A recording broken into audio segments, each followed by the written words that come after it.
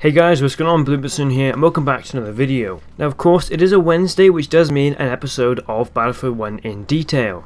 This episode we're talking about vehicles. I don't usually feature vehicle gameplay on my channel. I've said before, I'm not a jet pilot, I can't fly to save my life, but I do really enjoy playing in tanks when I get a chance to. It is a lot of fun, and I really something that I should push more towards, and Battlefield 1 is definitely a game that seems to provide, or at least push, more tank gameplay.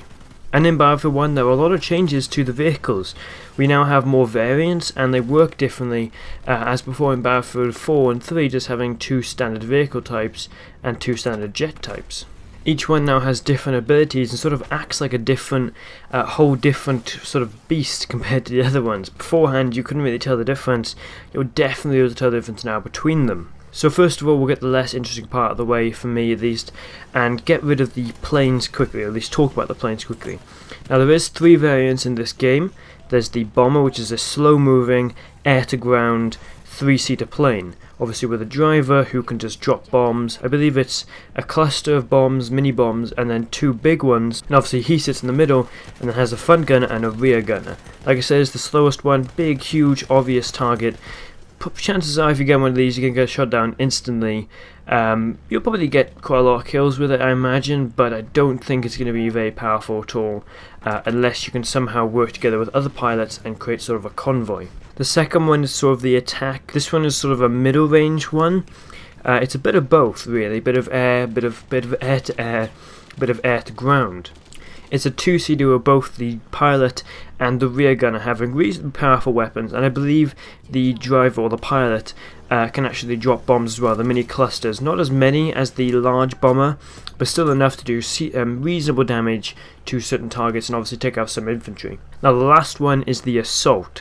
This is basically the air-to-air attack craft. This one is the fastest, it's got the best machine guns, the most powerful, the longest range ones, the fastest firing range, got two of them. A one-seater of course, so you can only have one person in this, and the whole design of this one is to just fly around taking out everything else in the air. I'm sure if you're a good enough pilot you could probably do some dive bombs and go and take down some jeeps, but it has no ability against tanks. So that's kind of good, because the problem with the old ones is they can still do damage to tanks. Now before, with basically any jet being able to do damage to tanks, now this means that there's only two that can really do that, meaning that tanks can now have more of a impactful role rather than constantly having to be aware of jets flying around, constantly trying to shoot them. So now a brief overview of the new planes in the game. They seem to be pretty well balanced. I like the fact that there's a heavy, medium and light, obviously being bomber, attack, assault. And I like the fact that they all have different abilities. I really enjoy sort of rock, paper, scissors, with the fact that obviously the assault is the fastest, meaning you can catch up with the bomber easily and take it down. But then the bomber has two gunners, meaning that if the assault craft, isn't smart enough, it will easily get shot down. I kind of like that in the fact that it makes it more variable. So now on to the more interesting part for me at least. Tanks now also have three different variants. The Landship, which is basically a British Mark IV tank, and this is the heaviest one there is, the biggest. It can go basically across any terrain. It's a three-seater. The driver has a machine gun, but a limited view because the tracks actually come in the front of it and actually block most of its view. But it then has two side cannons which can see basically all the way around the side of the tank, and I believe if you point it straight ahead they can actually look straight at what the front gunner would see and take out something there. So you can actually get this to the point where you can act as a tank with two guns facing forwards, but of course you have to line it up perfectly. This one will be a lot of fun to use, and of course you can actually stand on top of it really easily. So if you can't get inside it because it's full, you can just stand on top, hitch a ride, go somewhere else. It's reasonably fast, and in some way it's kind of the medium ground, but the reason it's called a Landship is because it's so long, it's so big, it's tall, and it can go over any terrain. After that is the Heavy tank. This thing looks like a giant toaster just driving around the battlefield. I believe it's a German like Panzerwagen AV7 or A7V.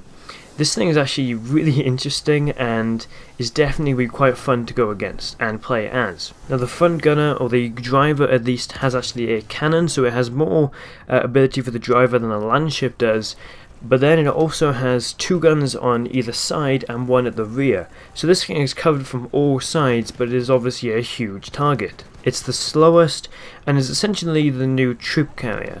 We don't know yet if it's going to be a spawn point where you can instantly spawn in it and run off and carry on. Personally, I wouldn't like that. I wouldn't mind if they had an empty seat where you can spawn in it and you just sort of sit there looking around at all the crew, maybe through a window but you don't have any gun or anything. Then you can jump out of it. That at least makes it something of a spawn, but I don't like it being a, you know, everyone can just double click here, instantly spawn in this. I don't mind it as much, but I mean, sometimes it gets to the point where, come on, can we at least use it as a tank rather than having to hide it somewhere? Now lastly, we have the Renault FT, or at least the light tank, as it's called in Battlefield 1. Now yes, in real life this thing was made by Renault, people who now make cars. Just a little fact for you, I kind of thought that was slightly funny, to see Renault, which is pretty standard cars, I hate to say, he used to make tanks for the French army. I always found that pretty interesting, and kind of funny at least. But in Battlefield 1, like I said, this thing is the light tank.